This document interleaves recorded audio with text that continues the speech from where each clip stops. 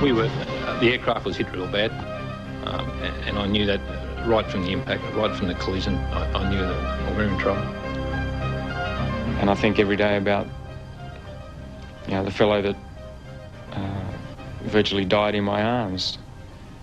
Length of days. It was our Army's worst peacetime disaster. The true measure of life.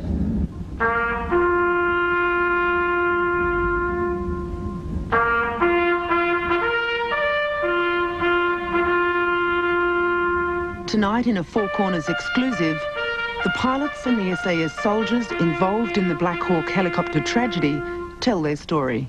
I don't want it to be that these guys died for nothing. I want a positive aspect to come out of it. And if people can understand that if we're given the resources we need, if we're given the opportunity to provide this service, we can do a very good job. A lack of resources has never been an excuse for unsafe practices. The buck always stops with the commander.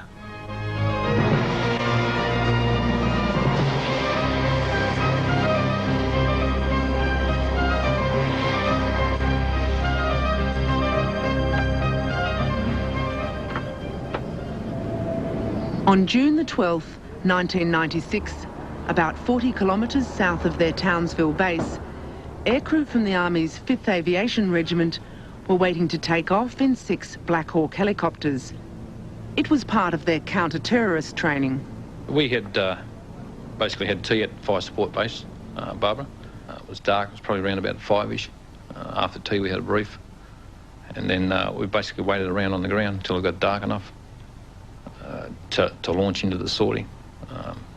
I was with Capt Burke. I said to him then, and I said, shit, I might get home in time and watch the X-Files. And his response was, just the type of night when something f***s up. Captain David Burke was the pilot of Black Hawk 2. The flight lead, Captain Kel Hales, was in Black 1. It was his first time out leading a squadron on a nighttime counter-terrorist mission with the Special Air Services Regiment. He wouldn't make it back that night. As they left to pick up the SAS, Kel Hales gave David Burke an invitation to his wedding.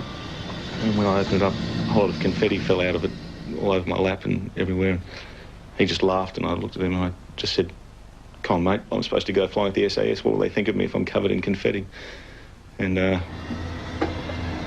walked down to my aircraft, got together with my crew, and then we started up.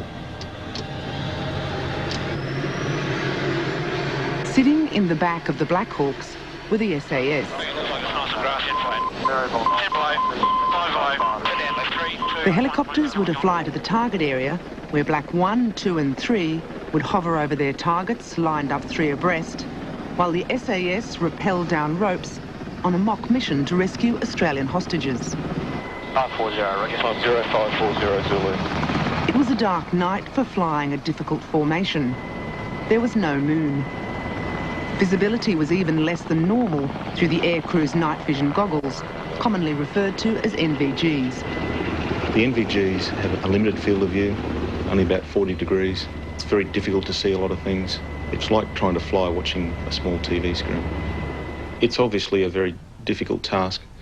Flying the sorts of missions that we do, is the most demanding thing we do.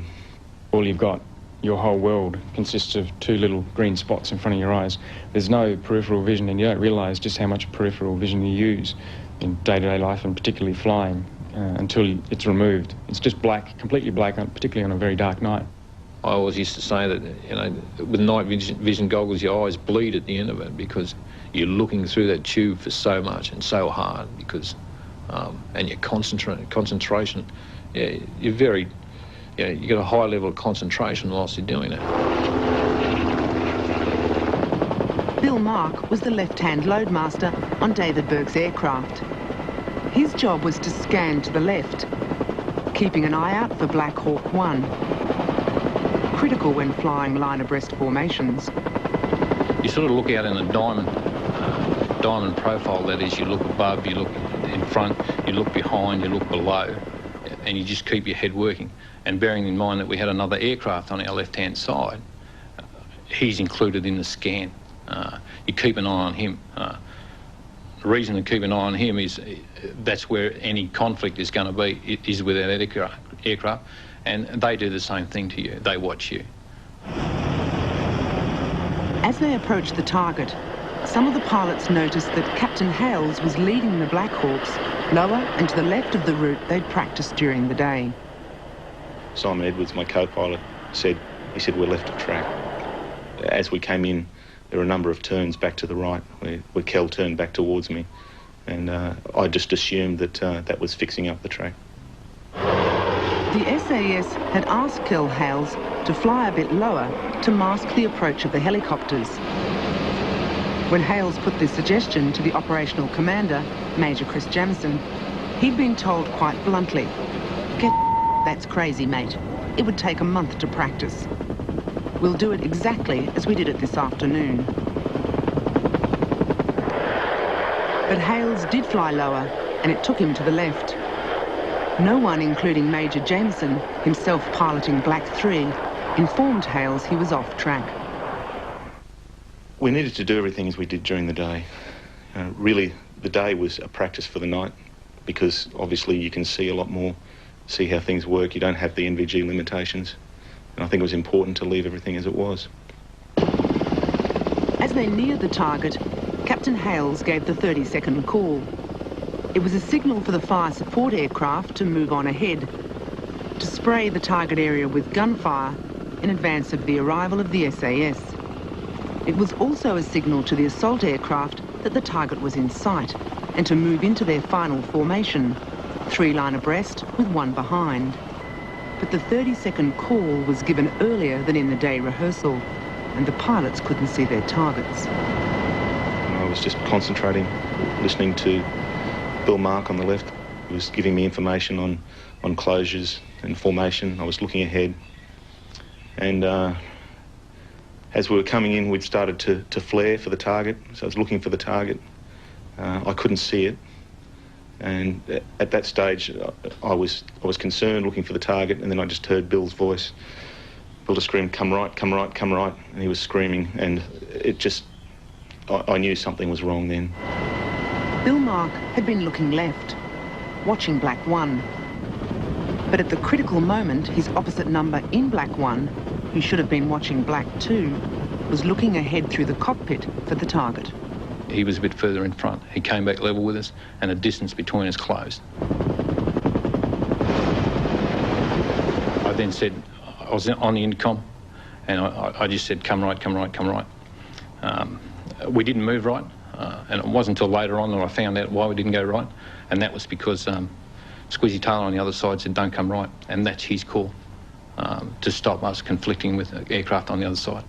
You could tell there was terror in his voice, and that immediately I knew something was really wrong, and I was waiting for a call from the right-hand loadmaster to come right, because I knew I was boxed in. I had an aircraft on my left, an aircraft on my right, and 1 behind. When I got no reaction to come right, by this time, 1 was underneath us, to the rear, and I was actually looking at the aircraft through the back door, which was open. And I was sort of out of my seat, straining out of my seat, looking at the back door at 1. I then noticed that he'd begun to flare, which puts the nose of the aircraft up.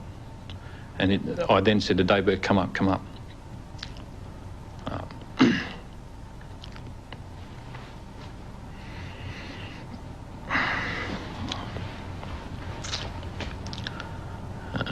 And that's when we collided.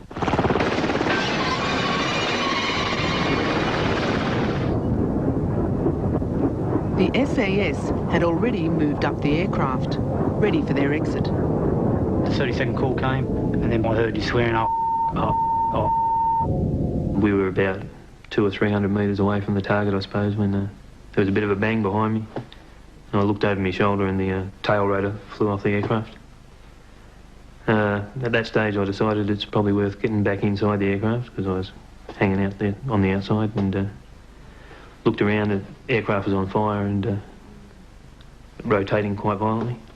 I came back in my seat, locked myself in my seat, and noticed someone go back behind me, which I now know to be one of the SAS blokes going back in between the loadie seats.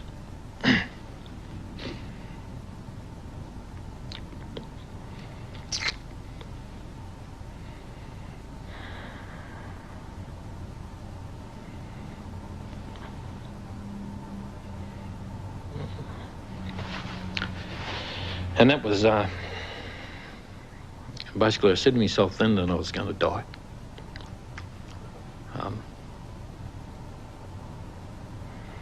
And I just...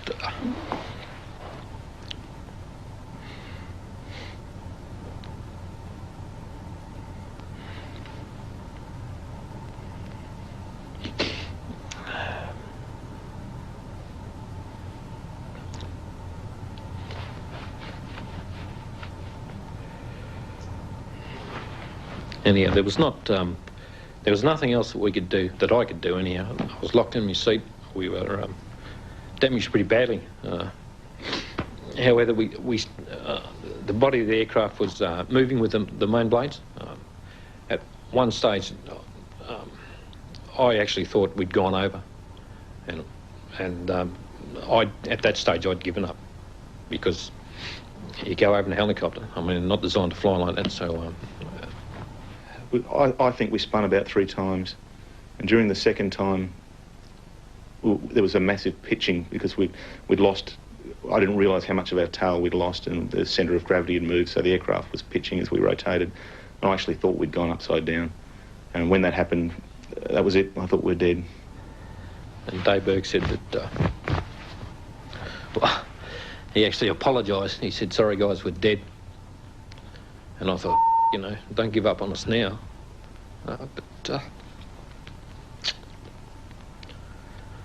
No, he didn't, because we seemed to fly pretty well. I mean, for as much as we could, we were spinning around. The blades, I know what it feels like to lose a bit of blade. So we still had all our blades because of the way that we were still flying. We weren't falling, we were flying, even though we were going to the ground quite quick. And I then thought about, I hadn't had a smoke for 3 years, and I thought, no, if I get out of this, I might have one, actually. So, I said goodbye to my wife.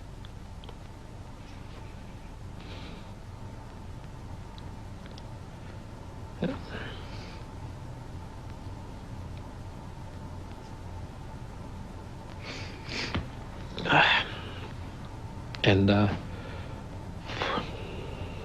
didn't think I was going to go home again, actually.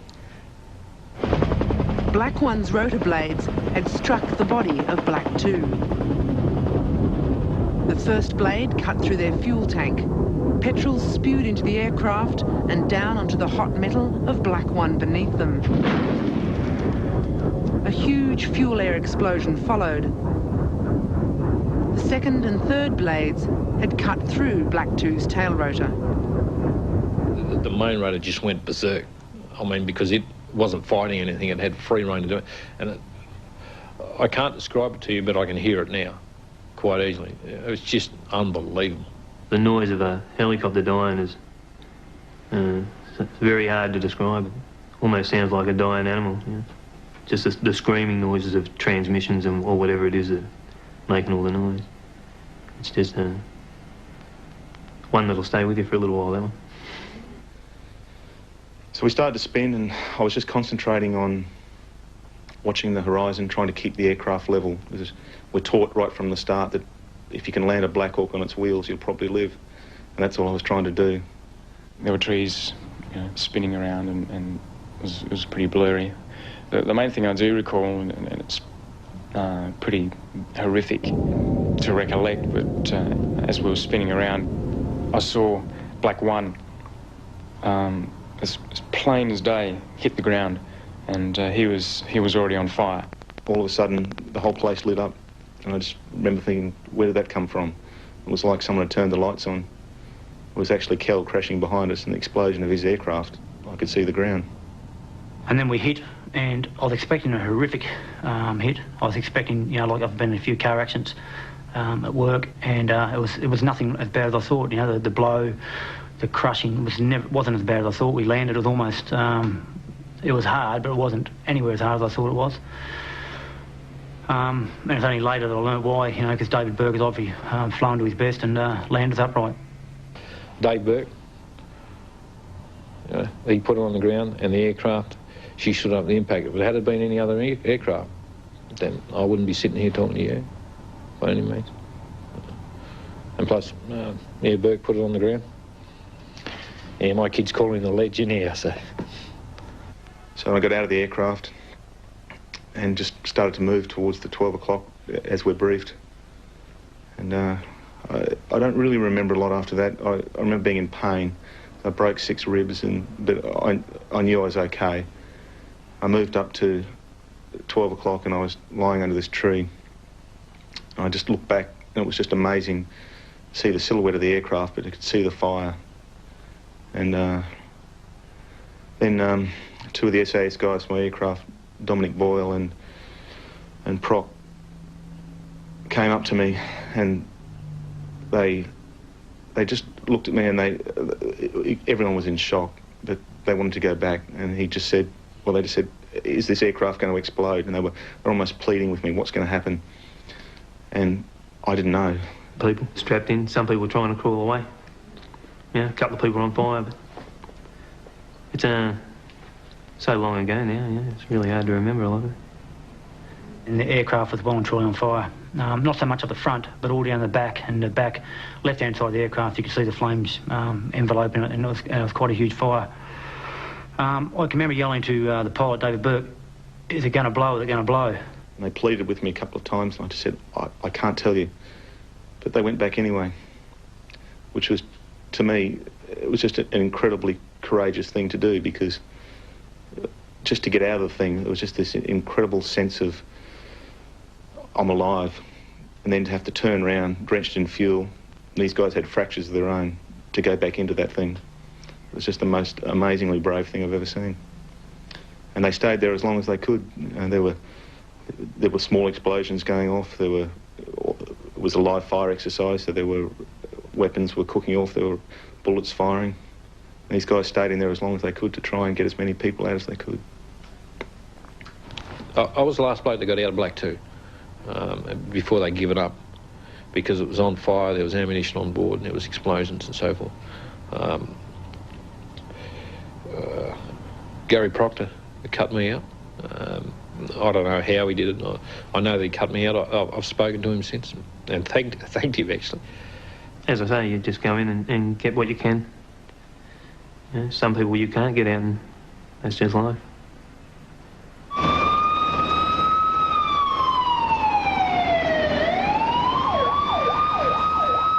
All 4 of the aircrew from Black Hawk 2 survived the crash, but 7 out of the 11 SAS soldiers who'd been travelling in the back perished that night. On the flight up to Townsville, we were still trying to revive people who were casualties for the whole way. So really, apart from the takeoff and the door opening, I don't remember much at all, except working on a body, a person. People were referring to him by name, saying, come on, mate, you can do it. But in our own mind, I knew, we all knew he was dead, but no one would give up. No one would give up until he was in hospital. Only 2 people survived from Black Hawk 1, which exploded on impact. 9 men died instantly, including the pilot, Captain Hales, and 3 died subsequent to the crash. It's hard to lose a lot of mates like that and not think about it. I'm sure everyone else in the regiment's doing the same, Your thoughts pass to those kind of things. And I suppose the fact that I was the only one that lived out of my team might make it a bit harder for me, it might not. I don't know. Personnel Minister Bronwyn Bishop says an official inquiry... The crash site the next morning. Australia's worst peacetime military accident since the Voyager disaster. Townsville Mayor Tony Mooney says the tragedy has stunned the community. And we'll be in shock and in mourning now for some time. It'll be difficult to get over this. The accident investigation team was already on the job, roping off the site, surveying the wreckage, looking for evidence as to what had happened in the final moments, how the aircraft came to collide. The conclusion they reached was later backed by a full board of inquiry. There was conflicting evidence, but on balance they found that Captain Hales had turned his aircraft right and flown into Black Hawk 2. It's a conclusion that Kel Hales' parents will never accept. Kel Hales Sr. spent 27 years in the Army. I was most disappointed in the overall findings of the court. There's a thing in the services that, you know, if you blame the dead pilot, then you're saving the others. And we said they'll blame the dead pilot, and they told us, no, they can't. They said this, they said that, they can't do that. And we said they will, sadly enough, they will. And there is no one who knows...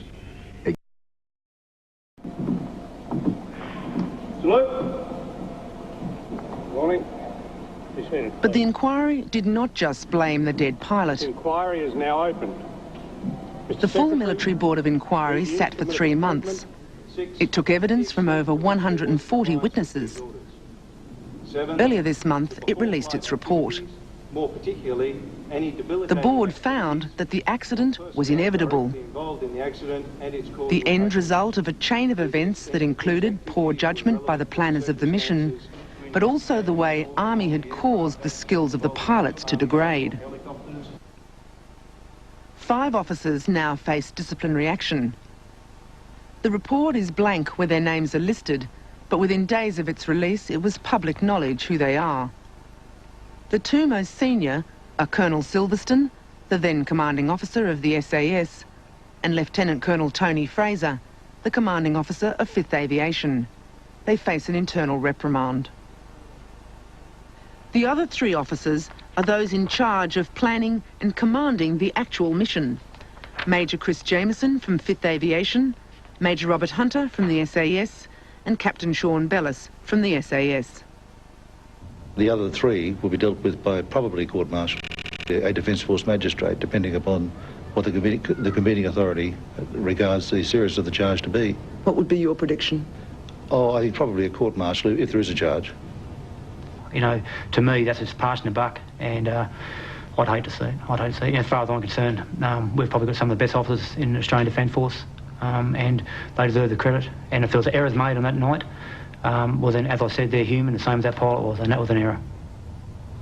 I don't attribute blame to anybody. I don't say that this person caused this to me or this happened to me because of this. I'm not out to blame. I don't hold anybody responsible myself. But that's only my opinion.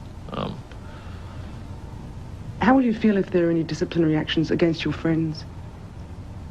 I can't comment on that.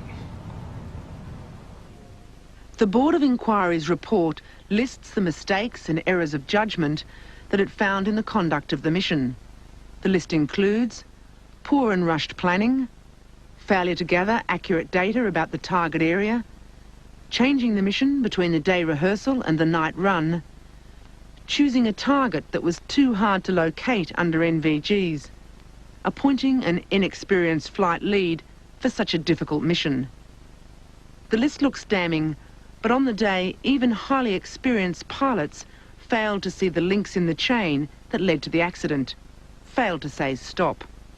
No one single thing to me at the time really was so glaringly obvious that it came to my attention that we need to change this, otherwise we've got a problem. But when you look back in hindsight, we talk about the links, small, subtle changes that in the end mount to a problem. Aim is to requalify as a Category D Black Hawk pilot for Vaughan's annual test. Captain David Burke is one of the regiment's flying instructors. Indeed, one of the few left. In the 18 months before the accident, the Army Aviation Corps lost over 20 flying instructors. One of the flying safety officers came and we did a little exercise and got us to list about 30 emotional feelings, from glee and pleasure to absolute terror. And he said, draw a line under the feeling that you have where you would stop. We'll go there. When you drew that line, he said, go back up 4 or 5 feelings, and that's where you should stop. It gives you a margin. And he said that when you're tired, when you're overworked, when you're stressed, when things are happening, sometimes it'll slip. And what you've got to do is recognise that and bring it back up. And as I said, perhaps at the time I let it slip too far. I didn't say stop when I should have. On the morning of June the 12th, Captain David Burke jogged to work as usual. He was feeling good. The Army had given him a week off in the lead up to the mission. But for the first time in 12 months, he would not be flying flight lead in the Special Forces operation that was planned for that night. A younger, more junior pilot was taking it on, Captain Kel Hales. How come you weren't flight lead on this occasion? It was basically just trying to share some of the responsibility within the squadron, as at the time I was flight lead, troop commander and flying instructor, and it was just a large workload. The workload had led the Army psychologist to describe Captain Burke 5 months earlier as chronically fatigued. He'd been consistently working 16-hour days. Thanks, mate. It was demanding. It was very demanding. I was working lots of late nights. It's continuous. And it was just my squadron commander was aware of the fact that I had a large workload, and he was just trying to help me by sharing some of the responsibilities throughout the squadron. The 5th Aviation Regiment is based in Townsville. The SAS is based in Perth. For just 2 weeks, twice a year, they train together for what the Army calls its top priority in peacetime: counter-terrorist work. It's the most dangerous flying that the pilots do. It's been well documented that we only get the chance to lead up 2 weeks beforehand and exercise twice a year. And it's difficult to maintain our skills. The skills that we need for these exercises deteriorate in between. NVG flying relies as much on recency as it does on qualification. And the fact that we haven't been able to get the training all the time makes it difficult to maintain those skills. 2 exercises a year? No. Not long enough? They're not allotted enough flying time for it. We're not saying something that the Army's denying. The senior officers would be behind us now saying, hey, we've been saying this all along. We've been asking for more time, more money to do this job. It was around midday when Captain Hales conducted the aircrew briefing for the mission that night. It followed the briefing of the SAS, and he used the diagram left on the whiteboard to show the pilots the roping points to which each aircraft was heading. But the whiteboard diagram was wrong. The Board of Inquiry found that this added to the pilots' confusion on the mission that night. The diagram showed a roping point to the left, which just wasn't there. The aviators were unable to spot this because no one from the 5th Aviation Regiment had gone on the recce with the SAS. There was a video taken of the target area, but it was basically there was something wrong with the video, and we couldn't see. The tape was such poor quality we couldn't see anything on it. What did people say, and what did people do when they saw that video? They laughed, basically. Because you couldn't see a thing? No. They're teasing the guy who did it.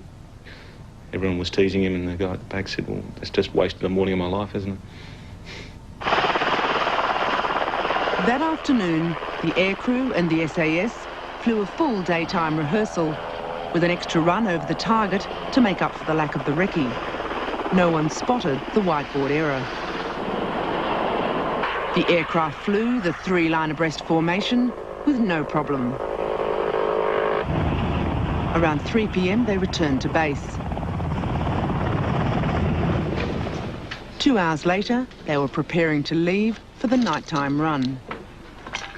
But no one outside the actual people involved in the mission itself knew the formation they were planning to fly. Not even the commanding officer of 5th Aviation.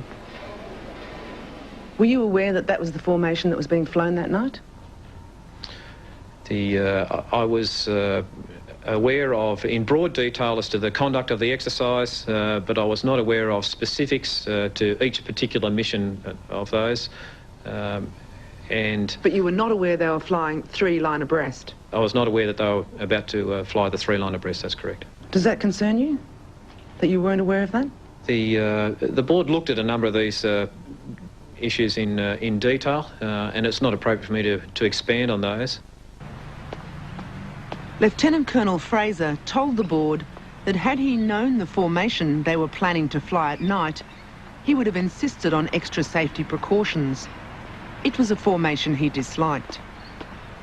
Flying aircraft in line abreast is extremely difficult. If you imagine driving down a highway beside another car and trying to match it is a particularly demanding task.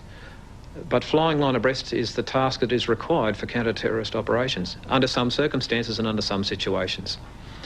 And it takes a great deal of skill and a great deal of practice, and is of great demands on the pilots and the aircrew that we have. But as this restricted brief prepared for Major General Ford, one of the highest-ranking officers in the Army, states, the aircrew in 5th Aviation had not been getting a great deal of practice, and their skills had degraded. It's dated just 10 weeks before the accident. The decrease in capability can be categorised in 3 areas: currency, proficiency and safety. The most senior officers in the Army were specifically warned of degraded skills in formation flying and support to Special Force operations.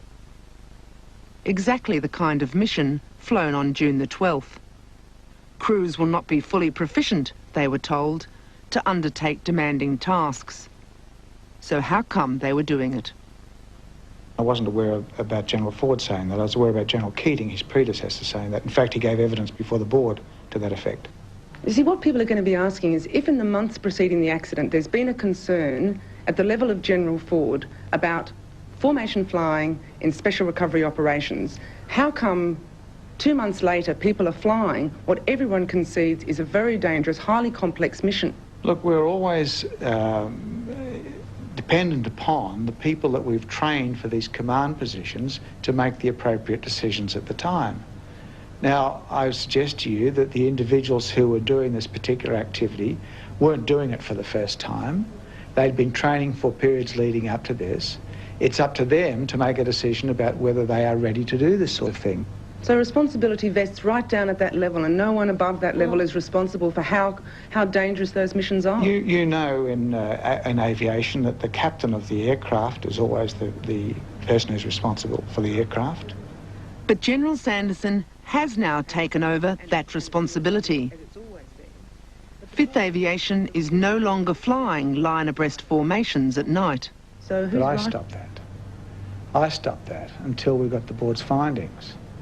And once we've got the board's findings, we're putting a process in place to raise the proficiency in these areas. And that's because we accept now that it is too dangerous for 5th Aviation to do it? Until they're trained to the levels where they can do it. So you accept that they weren't trained to the levels that they can do it? I accept that there's things that have got to be changed to make sure that they're absolutely proficient in those things before we attempt that particular type of manoeuvre again. Should 5th Aviation Regiment have undertaken this mission? The regiment is prepared to support any tasks that are asked of us, and we will continue to do so. And the counter-terrorist tasks we were prepared to support, and we will continue to do so. Okay, thank you. Sit easy. Thank you.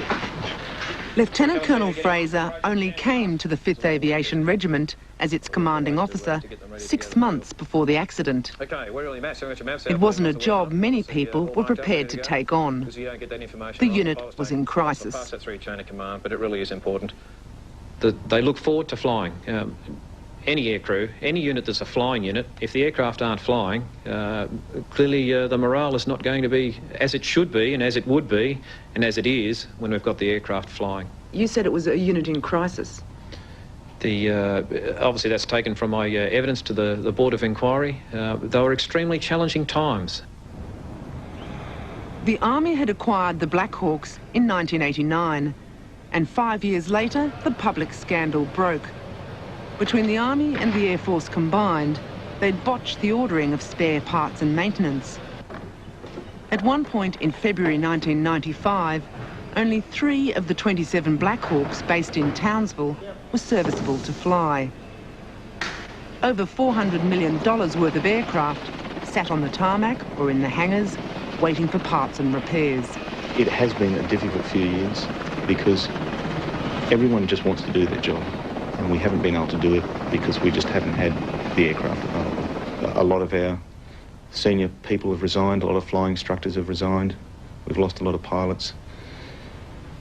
So we lost valuable experience there, and also the maintenance problems that we had for 94, 95, when junior pilots should have been getting flying to allow them to build up an experience base. It just hasn't been able to occur because we haven't had the serviceable aircraft to do so. The Board of Inquiry report states explicitly that these systemic problems contributed to the tragic outcome, that the shortage of serviceable aircraft, the reduction in aircrew proficiency, and the high pilot separation rates were part of the conditions and environment in which the accident became inevitable. So would you accept that Army is responsible for a black hole of experience which, when filtered through, led to this accident? Well, I'm saying that this should have been corrected earlier. That's true. And indeed, it's an ADF problem because, you know, Air Force are the maintainers of these helicopters for us. They're the ones that control the provision of spare parts and the deep maintenance of these helicopters. So Air Force is responsible as well? It's a defence responsibility, and it was addressed as a defence responsibility. So are you blaming Air Force? Not at all. The Board of Inquiry basically identifies 2 sets of causes for why the accident occurred, and the first set of causes are bad errors of judgment made by individuals concerned with the particular mission, and the second set of problems are systemic problems. Now, the people responsible for the first potentially face administrative and disciplinary charges, but the people responsible for the second haven't even been named, let alone censured. I've been at great pains to avoid talking about who's being disciplined and who's being investigated and so on. But the question is, the board also said that there are a whole set of contributory factors, the systemic problems. No one is being held responsible or accountable for those. But the systemic problems are associated with things like the overlap between flying instructions and flying orders and all of those sorts of things. And lack of resources and lack of flying hours and spare parts problems. They're all identified by the board. Yes, but you see, a lack of resources has never been an excuse for unsafe practices. Never. A lack of resources has never been an excuse for unsafe practices. The buck always stops with the commander. If he says, I can't do this because I haven't got the resources to do it, then that's accepted. The buck doesn't really stop with the junior commanders, in my view. Where does it stop? Oh, ultimately with those who decided not to properly fund Army aviation. And is that the Army itself in terms of the priority given, or is that the politicians? I don't know. It's a combination of both, and this board wasn't asked to find that. But somebody should, because at the end of the day, there's a rank failure somewhere to properly support Army aviation. Normally, you'd be disappointed. You'd say, "Oh, right, you know, that's not getting that particular aspect's not getting the sort of funding that it requires." When you lose someone to it, yeah, it makes you feel pretty angry then. But normally, it's more of a disappointment than anger. It's like a stop sign at a traffic intersection. How many people have to die before they put up lights? They will tell you they have to find out, you know, so many accidents and that has to happen before they want to spend the money on that particular intersection. And so this accident, because of the magnitude of the loss, 18 people, 18 fit young men that had taken a lot of money to train, their lives are gone, and they haven't got them. They've got to replace those people, and they're understaffed in the first place. Well, I accept that there were significant deficiencies in the way this thing was being resourced and overseen. And I suggest to you that we had put in place a new resourcing regime and a new command regime to correct that. People might feel now that that was a bit too late. Well, it may have been a bit late in the light of these circumstances, but all I can say is that it's improved quite dramatically the availability of aircraft and indeed the availability of training time for people who are flying these sorts of things. Do you think there's a question that should be asked of the upper army brass, where does the buck stop? I'm not allowed to comment any further on any of the board's findings.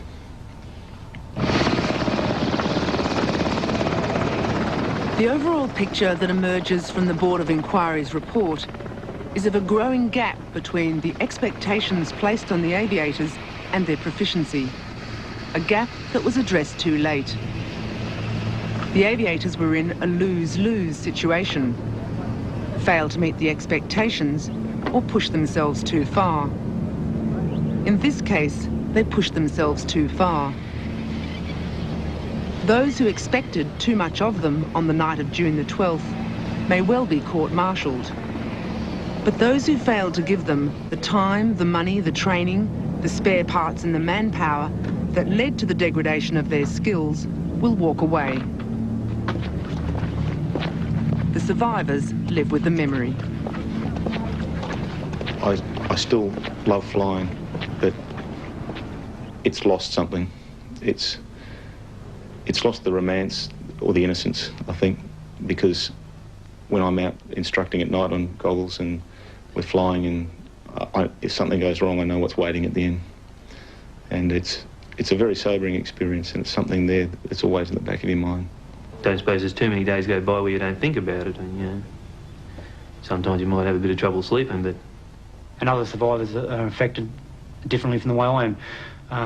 You know, you've got children to try and maintain a posture in front of you, you've got a wife, you've got to try and maintain a posture, and, you know, and things happen to you that you have no control of. You know, like it took me 6 or 7 months to get out and work in the garden again, you know, and for no reason. You know, I wanted to go out, but I didn't want to. You know, I'd rather just sit inside and have a beer and just hug the kids and kiss the kids. There was no reason for it, but that's what happened. I can't explain it. You know, like I said, we consider ourselves to be fortunate.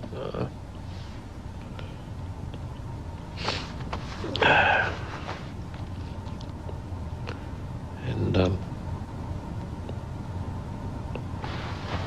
got my hanky this time.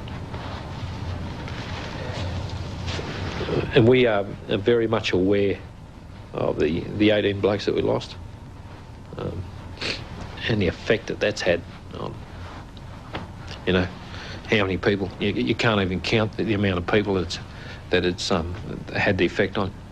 Wives, children, parents, brothers, sisters.